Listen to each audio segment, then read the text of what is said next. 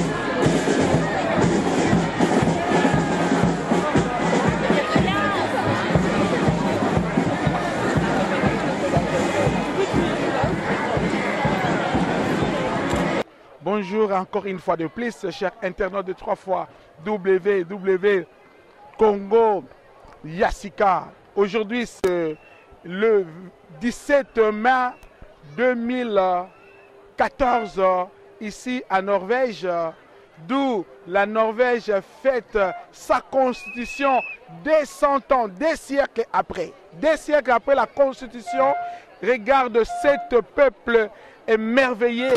Et peuple oyoda et sengonyoso bazako sepela très mobilisé comme un seul homme pour célébrer la constitution na bango. Awa na kati ya Norvège, il n'y a pas des hommes forts. Il y a que la constitution et le système fort. Donc, ils à la mer, ils à la pied d'égalité, ils alli pays par excellence. État providentiel. La Norvège est l'état providentiel où peuple nyonso aza se retrouver. Où peuple nyonso aza na moke ya kolia. Soki toye na bamboka ya boye, esengeli to kopie yango, esengeli to landa yango, esengeli pe tozwa modèle oyo pona ko changer bamboka na biso.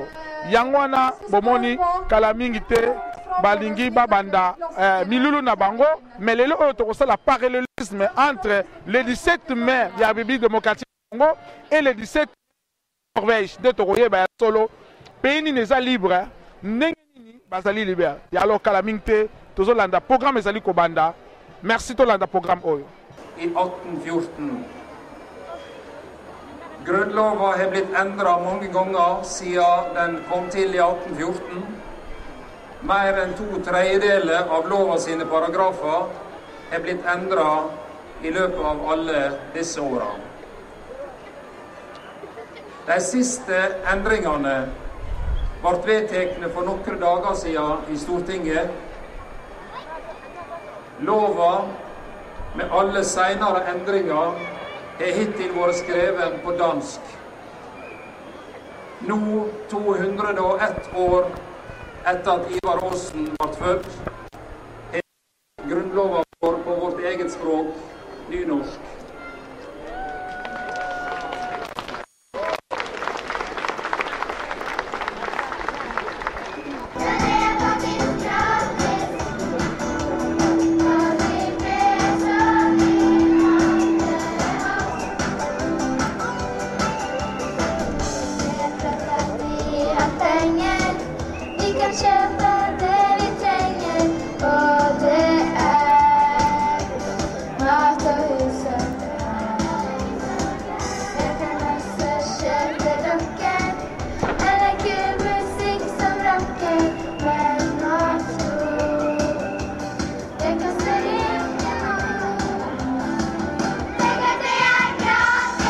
Hi, we are in Norway, and today is I would say is blunt English and norsk. Yeah, today is the 200 år of Constitution of Norge. I want to say to you, we are in Norway. I'm with African students in Norway, and the African students in Norway, they have something to say about this day. And hi. Yeah, hi. What is your name? Oh, my name is Kevin. Kevin, where are you from? Oh, I'm from Kenya. Kevin, have something about this day? Yeah, actually, this is a day whereby we celebrate with the Norway people the 200-year jubilee, whereby they got their constitution. Yeah. And we are very glad to be with them also today. Thank you. Hi. Hi. What is your name? Sharon. Sharon, what you from? I'm from Kenya. You have something to say about this day? Yeah, it's so awesome today. I'm very much pleased to celebrate with the Norwegian the 200 years Constitutional Day. I'm so much happy. It's so a blessing, and I wish them well. Gratulerer! Yeah, hi. What is your name? Eunice Mbia. Eunice, where are you from? I come from Malawi. From Malawi. You have something to say about this day? Yeah, Tak. Hi. Hi. What is your name? My name is Baxter Makungwa. Baxter Makungwa. I'm from Malawi. Yeah. You have something to say about this day? Yes. Day in Norway, whereby the constitution has just been finished at the Eidsvoll. Yeah. 112 men came together to make the constitution. Yeah. So it's a big day to be with the Norwegians and celebrate the day. Yeah. Can you compare it with your country's day? Yeah, of course, not so much different. Yeah. Maybe the difference is going to be here they have what do they call a Banatog. Yeah. Yeah, it's like a parade. Yeah. Yeah, in the street. But in Malawi, we just come together in a stadium and show different activities, say like traditional dances and African dances, you know? Yeah. Okay, thank you. Okay, thank you. Nde tolobaki tozotambusa mikolo na biso ya Congo ya sika tozofete awa le 17 mai fête ya constitution norvégienne, en même temps le 17 mai libération ya Congo. Est-ce que vous avez libéré tala mboka oyo eza libéré ndenge ezalaka? Tozosala parallélisme entre le 17 mai congolais et le 17 mai norvégien. Masolo eza ndenge nini tolanda.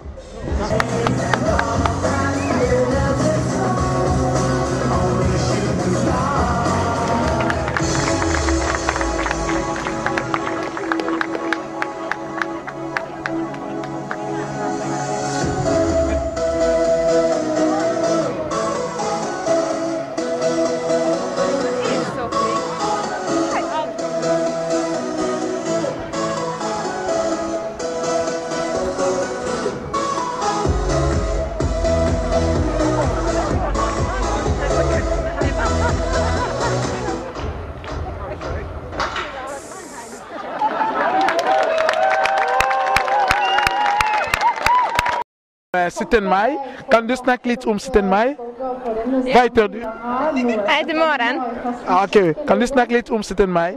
Ja, 17. mai det är en folkfest där vi firar landet vårt och grundloven vår. Och vi gör massa käcka ting och äter mycket is och firar landet. Okej, tack.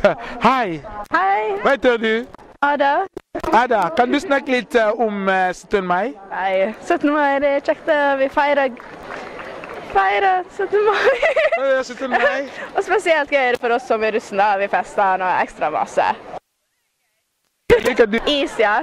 Is är det 17. maj. Pälse. Ja.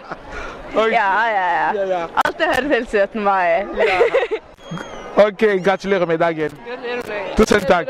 Ja, tack. Ja. Cher internaute, de nazo sabino kakake. Lelo oyo ezalaki vraiment masolo ya le 17 mai na Norvège, le 17 mai na Congo, nde boyebi ete mboka na biso Congo ezalaki libéré depuis le 17 mai 1997. Awa na kati na Norvège etombe pe le 17 mai bafetaka fete ya constitution na bango. Eseyaki toyeba lelo oyo Congo asikenga koyeba est-ce que à solo le 17 mai 1997 est-ce que Congolais vraiment zaki libéré à solo? Alors yango toki tosala parallélisme wana entre le 17 mai ya mboka oyo ya Norvège. Mboka oyo ekokisi 200 ans ya constitution na bango. Awa na kati na Norvège nde nazo sabino lelo awa na kati na Norvège mboka oyo ba homme fort bazalaka te. Bazalaka nde na ba constitution ya makasi système evanda. Mboka oyo Norvège nde ezopesa donc premier pays na kati ya monde oyo epesaka vraiment contribution na kati ya ONU na OIA na ba fédération mingi mboka oyo la cotisation nango mboka oyo pesa premier pays na kati na Europe awa le plus stable économie evanda. Mais surtout tuninga richesse na bango eza nini? Richesse na bango eza kaka mbisi na pétrole. Mbisi na pétrole bazo batela yango contribution na bango ya taxe eza loyal mboka ezo koma na caisse ya l'état bazo sala misala bekole ezo fonctionner ba hôpitaux ezali ko fonctionner yango na toyaki ko filmer awa toyaki ko jela bino matière oyo donc ba image oyo ya le 17 mai là munene na mboka oyo ekokisi 200 ans ya constitution na bango babujaka yango te constitution evanda yango mpe tolingi constitution ya Congo evanda makambo kobuja yango ezala te tosala plutôt na système moko ya makasi evanda ke ba homme fort boyi ba homme fort awa nde bomoninga na osala interview nazo interviewer maire ya mboka oyo nazo ya mboka oyo sans problème donc on va bien en droit de l'homme et biso étranger mais regarde bon parce que la place on va na mboka oyo eza kutumboka na biso te parce que ba lobby droit de l'homme faut te sa valeur na moto ko boma moto te ko finga moto te ko respecter ba maman ko respecter ba papa ko respecter bana yango tozo tanga na kati na mboka oyo yango tolingi Congo ya sika makambo te lobby merci mingi na ba balandi biso na reportage toto sala to pe simbote kaka na communauté congolaise awa na kati na mboka oyo ya Norvège wana to pe simbote pa ya Papa Tito oyo azali responsable de la communauté congolaise kuna na mboka Oslo to pe simbote na vieux Bob Nabiso, to pe simbote na Papi Kandakanda na mboka Rendal le 27 au 28 nde tozali na ensemble bien conférence moko internationale sur l'intégration et promotion de la femme congolaise. Biso tozali ba journaliste du peuple tozaka wana ko informer oza na feti oza na ba manifestation oza na ba réunion oza na ba séminaire oza pasteur Congo ya sikeza na radio Congo ya sikeza na télévision. Voici votre humble serviteur Maurice Premier, journaliste patron awa na kati na Norvège tozo sala kaka mosala na biso. Alors to pe simbote na triple B kuna na mboka Suède to pe simbote na Angèle Keba mosala kitoko d'été DT Nabiso Eric Photo et kuna na mboka Finlande tozomona Patou tozomona Charlie et tozomona Ajanga et puis na bandeko nyos boza kuna na kati na Allemagne tozomona Shalamama journaliste oyo ko pesa ba donner na kati ya Congo ya sika et puis na mboka France tozomona j'aime image en Poutouville ba osala musala bango kitoko et puis to saluer ba site auto collaborer na bango comme et pas ya Kelly Katenda Drigombaki.net